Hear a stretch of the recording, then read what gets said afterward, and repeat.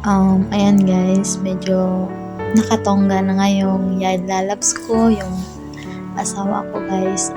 Kasi nga birthday niya at masayang masaya daw siya dahil hindi daw niya mapaliwanag yung saya na nararamdaman niya. Kaya sabi niya sa akin, Lang, salamat. Lang, ikaw pa talaga yung kauna-unahang babaeng gumawa ng ganitong sorpresa.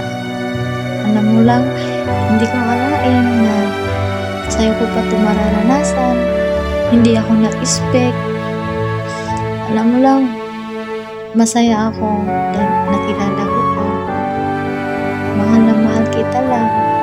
At pangako ko sa'yo, darating yung 2 years na yan, maghihintay ako. Mamahalin kita. Yun ang sabi niya sa akin guys. Ang sarap sa feeling yung pinapasaya mo yung taong mahal mo sa maliit na bagay. Pero kung galing sa puso mo, mararamdaman ng taong yun na napakamalaking bagay na ginawa mo sa kanila yun. Magmamahal ka ng ganun ba?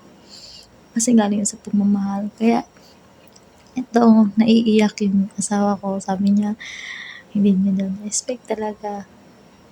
Ang OA nga niya, sabi ko, manahimik ka na, sobra mo na ang OA mo na, ba't ka naiyak?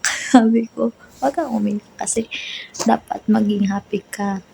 Kasi birthday mo, hindi yung iiyak ka.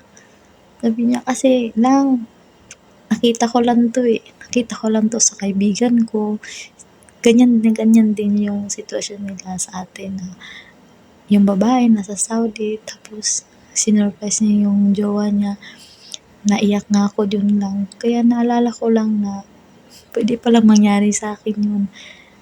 Yung taong mahal ko, yung taong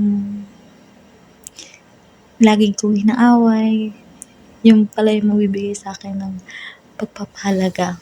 Kaya lang, salamat sa pagmamahal mo. Kasi, nandyan ka. Yun ang sabi niya, guys. Kaya, appreciate ko na siyempre, naiiyak ako, pero pinipigil ako siyempre, di ba? Kasi naman, sino pa naman ako dapat umiyak, di ba? Ayokong makita niya na umiyak ako kasi gusto ko yung makita niya masaya ako para sa kanya. Mahal na mahal ko tong lalang ko. Siya yung nagbigay muli sa akin ng buhay. Kaya, gagawin ko ang lahat, lalang. I promise na magiging good girl ako para sa ating relasyon at sana ganun ka rin. So, yung mga pangako natin, sana matupad natin. Pero kung pwede lang natin, huwag tayo magsalita ng tapos kasi ang pagsasabi ng katapusan, sasabihin natin maghihintay ako, sasabihin natin ikaw lang at ako, tapos hindi matutuloy. Yan yung kadalasan na nangyayari. Kaya mas mabuti pang gawin natin araw-araw yung pagmamahal na ginagawa natin, yung hindi tayo magsawa, hindi lang tayo magsalita ng tapos na ayun, na ganyan, na tayo talaga, promise ko sa'yo, magbubuo tayo ng magandang buhay, ganun. Ayoko nang ganyan. Ayoko may umasa, ayoko may umiyak, kasi kadalasan, 100% maraming ganyang case na sa nagmamahalan.